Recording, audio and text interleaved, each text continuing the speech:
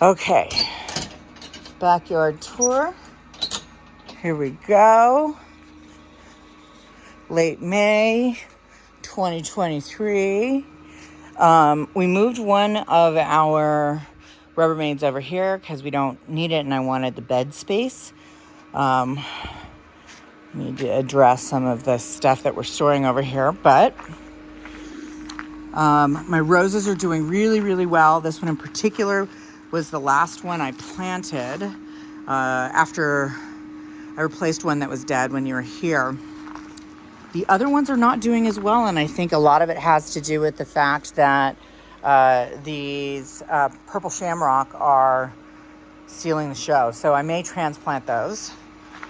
I may honestly have to wait until the fall to do that because I don't know if they'd live if I transplant them now.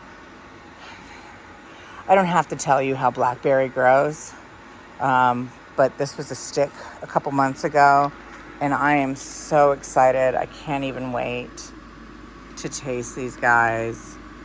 I think they're going to be so great.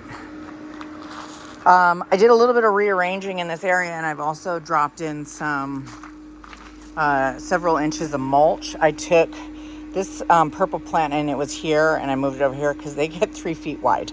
I also think maybe it's worth pushing this one back, but I'm also debating on putting something here.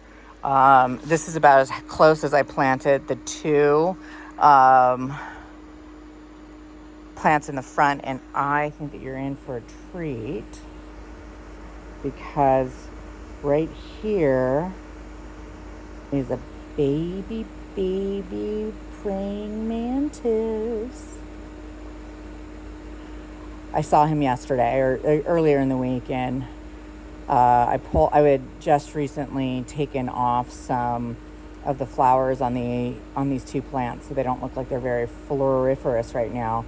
And as I cut off a piece, he ran away from a piece I cut off, and I was like, oh, so glad I didn't throw you away.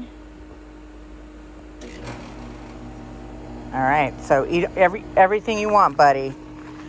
This one transplanted really, really, really well, so I'm pleased about that. It's a little this way. It'll straighten itself out. Here are the two hibiscus you and I planted together in here, and they're doing really, really well. This one they're different varieties, so we'll have to see what the difference is. The purple verbena is doing really nice. This is called Imperial Blue. Don't know why blue, because it's bright purple. The petunias that you and I transplanted from in the front died, which is good because I had a whole bunch of extra of this one. It's got like a pink throat. Let's see if I can get you a nice close picture of it. Pink throat with a mostly white, almost with a dot of pink, rest of the flower put in. All right. These two I planted at the same time I planted the ones in the front. Now, again, different varieties of hibiscus. So I don't know if that's it, but here's this guy that's huge. I cannot wait. All right, and then over here, this is Supertunia Jazzberry. And then the pink silver one and the pink throated one in the back. It's not loving its life as much. I think that it's just it didn't get enough sun. This is similar to the Rose of Sharon that you got as well. And this one is in bloom. This one is called Chantilly Lace, I think. Absolutely stunning. You can see a bit of chlorosis on the end of the leaves, and I just gave it a big dose of fertilizer to try to help take care of that. Anytime you see that veining, it's a telltale sign. I have not trimmed back this guy yet. Sorry about that. This is the other Ms. Violet. Now, I planted this later in the fall last year when I had planted the similar ones in the front in the April timeframe. And I think that because this is a little bit more protected, because it's got a lot better soil, it's just doing so much better. So it's kind of just the nature. I can control the soil back here just a whole lot better than I can out in front. These guys are about at the end of their, like I cut them all the way back and their foliage looks horrible, but we'll see how they go. In between, I have placed some begonia annuals. They are okay. They are not loving their life. I do have a couple of bearded iris. I had a purple one here, and I need to come in and clean out all the foliage on my daffodils in the back. This is a daylily, and I found, you can see it's brown on the bottom. The water in this area has to be completely reworked because it's almost bone dry in here, and I'm hand watering it right now. It's out of control. The lilac tree from my neighbor that's coming in on my tree, and I'm sorry for the flare, on my red pistache. I figure they live together. They're going to be what they are, but that drops all over, and you can see the ground is kind of purple here. I will be clearing out all of this area for rock, and I think I'm going to plant the 2 hydrangeas I have in the ground here.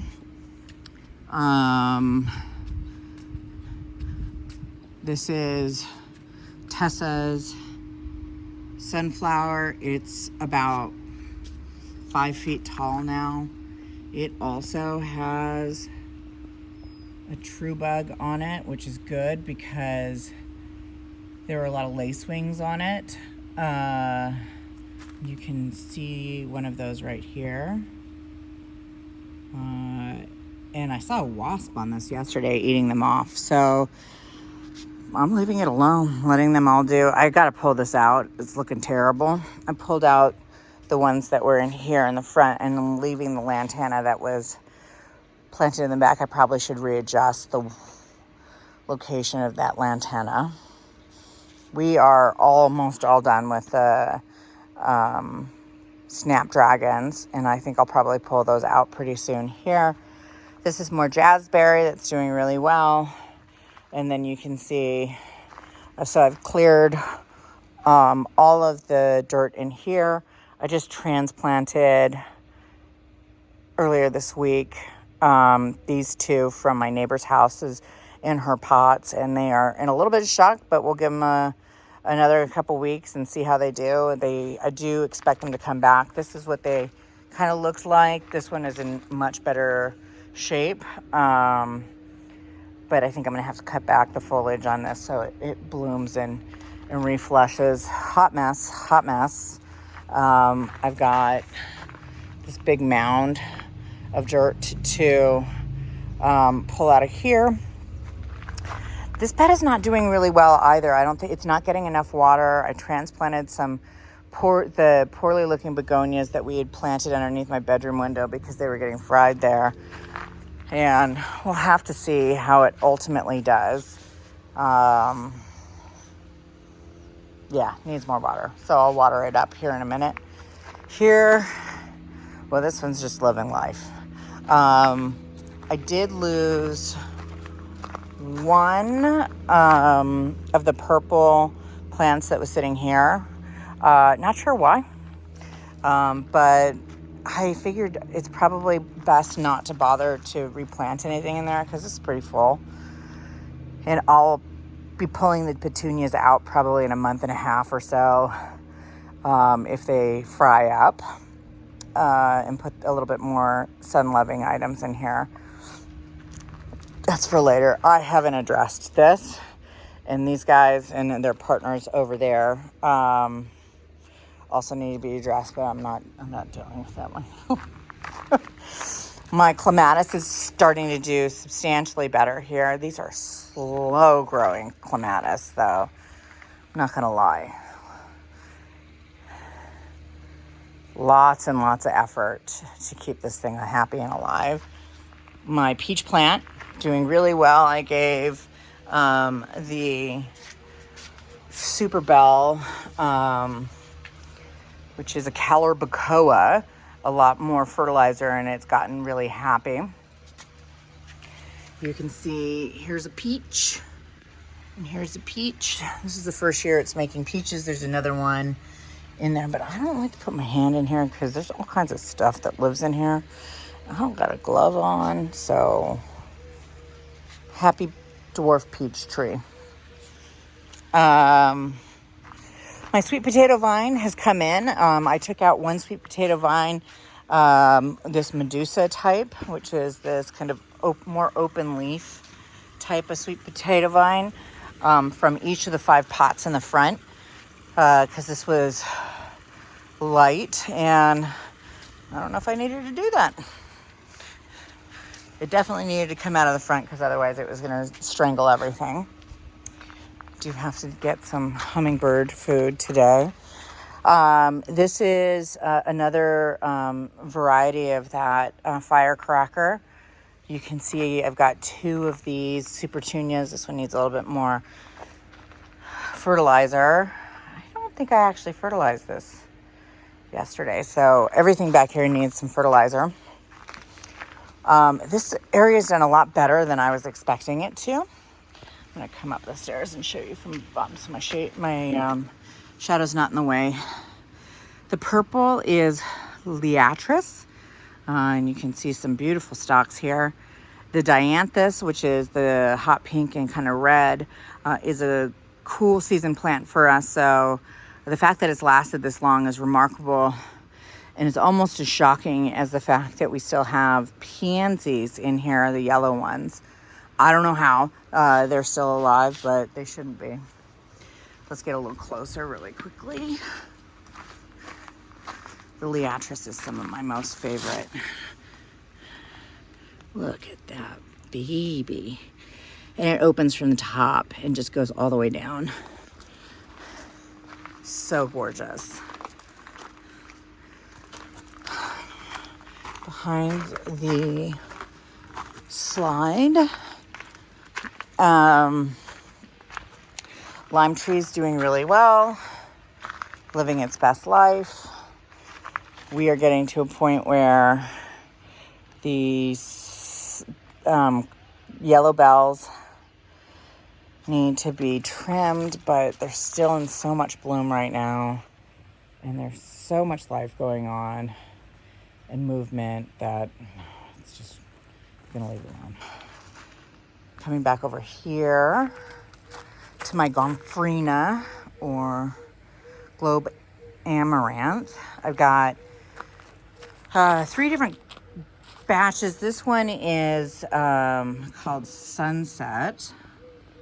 And let me see if I can do it in the shade.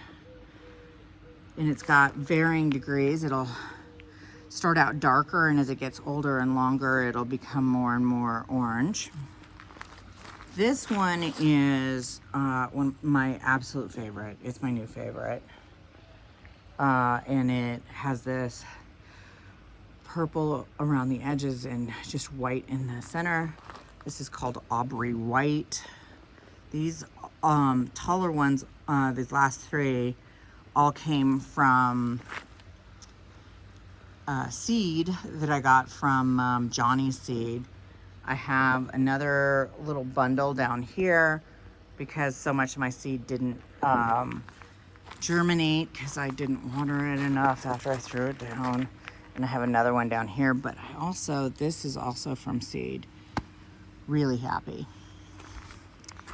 I tried a similar planting of stuff underneath this palm tree, and it just hasn't done great. So we're not gonna look at that. This is the new area of new Bluebeard. It gets 100% sun all day long. And if it's not sun, it's radiating heat from this wall. And these guys don't care. They are happy. Let me show you. They are so happy. I'm going to do it in the shade. The leaves are nice and thick. They're soft. They're pliable. It's not crispy. Nobody's wilting. They will wilt back if they don't have enough water. And though they look a little bit upright, next year they will be much more close to the ground. They'll fill out towards the ground a little bit more. Sorry. Yeah. All right. Last item before I do a separate video for the garden tour. I pulled out the begonias from here. There's a couple of different summer bulbs or spring bulbs that I also need to get rid of. My begonia, geranium, nope.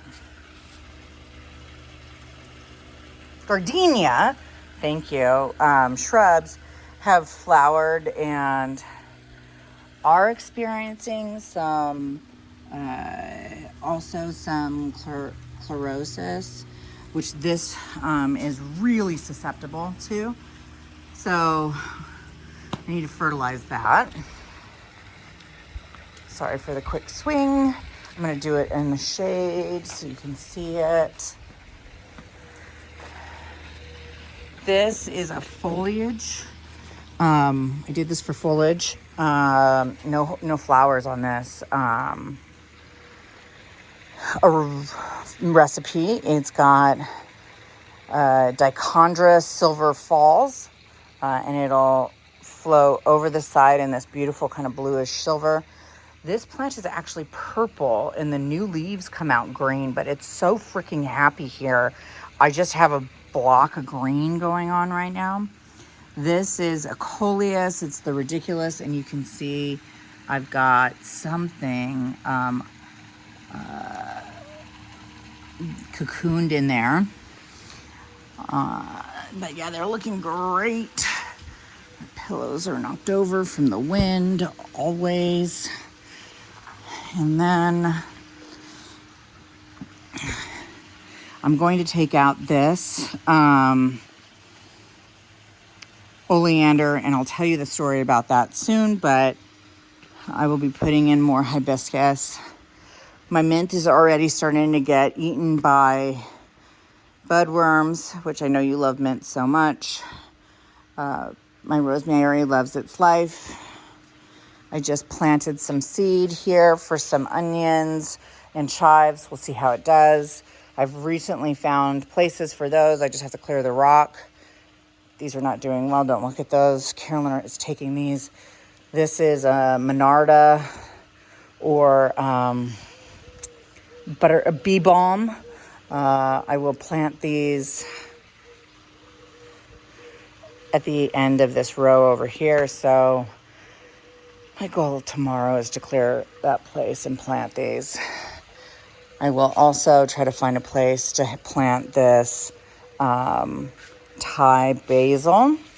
This is one more of those purple plants that I just moved, and that it didn't live.